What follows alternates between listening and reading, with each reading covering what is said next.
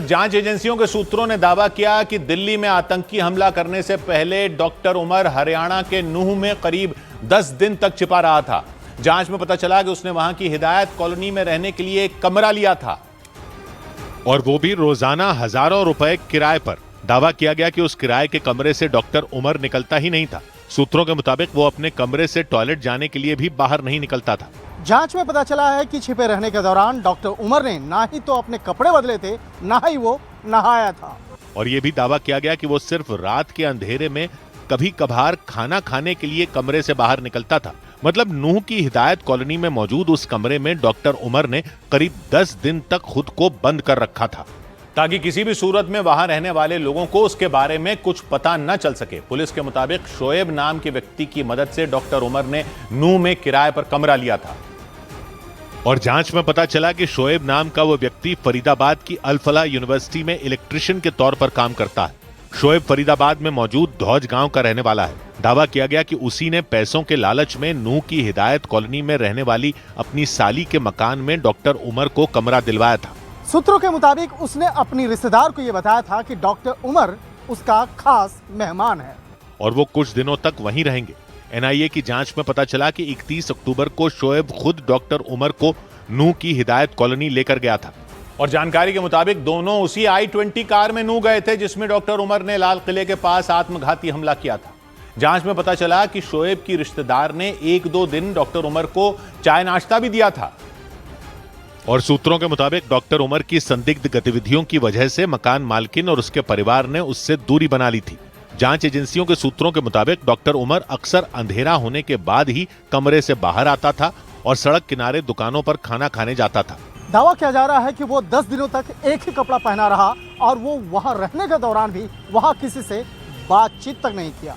और सूत्रों के मुताबिक वहां डॉक्टर उमर ने अपने फोन का इस्तेमाल नहीं किया था, जबकि उसके पास 2 फोन थे।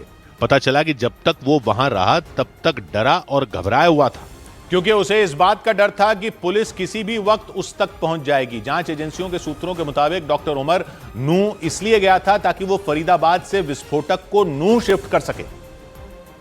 हालांकि डॉक्टर उमर का वो प्लान फेल हो गया था।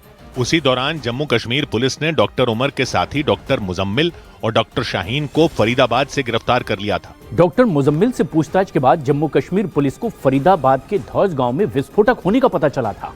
और उसके बाद जम्मू कश्मीर पुलिस ने हरियाणा पुलिस के साथ मिलकर मुजम्मिल के 2 ठिकानों से करीब 2900 किलो विस्फोटक बरामद किया था। सूत्रों के मुताबिक डॉक्टर उमर अपने साथियों की गिरफ्तारी से बुरी तरह घबरा गया था और दावा किया गया कि उसी वजह से वो नूह की हिदायत कॉलोनी में छिपा रहा था, क्योंकि यह पता चल चुका था कि उसके साथियों की गिरफ्तारी के बाद पुलिस की टीम देर सवेर उस तक पहुंच ही जाएगी। और जांच एजेंसियों के सूत्रों ने दावा किया कि आतंकी मॉड्यूल का पर्दाफाश होने के बाद डॉक्टर उमर गिरफ्तारी से बचने के लिए नूह में छिपा रहा था। सूत्र बताते हैं कि पकड़े जाने के डर से उसने अपने सिम कार्ड इस्तेमाल नहीं किए थे, बल्कि उसने फोन करने के लिए मकान मालकिन के मोबाइल फोन का हॉटस्पॉट इस्तेमाल किया था। हालांकि सूत्रों ने दावा किया कि फरीदाबाद से विस्फोटक जब्त किए जाने से पहले ही डॉक्टर उमर ने अपनी I-20 कार में धमाके के लिए विस्फोटक रख लिया था। पुलिस सूत्रों के मुताबिक 10 नवंबर की सुबह वो नूह से ही I-20 कार में विस्फोटक लेकर दिल्ली के लिए निकला था और 10 नवंबर की शाम को उसने दिल्ली के लाल किला मेट्रो स्टेशन के पास धमाका कर दिया था। जांच में पता चला कि डॉक्टर उमर गुरुग्राम के सोहना इलाके में मौजूद रायपुर मस्जिद में नमाज पढ़ने जाता था।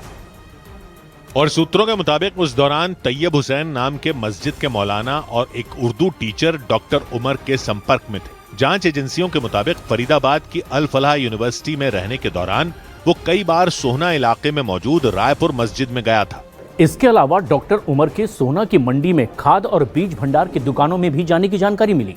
और इसीलिए जांच एजेंसियों ने मस्जिद के मौलाना और उस उर्दू टीचर को पूछताछ के लिए हिरासत में ले लिया, ताकि ये पता लगाया जा सके कि कहीं ये दोनों आतंकी साजिश का हिस्सा तो नहीं थे।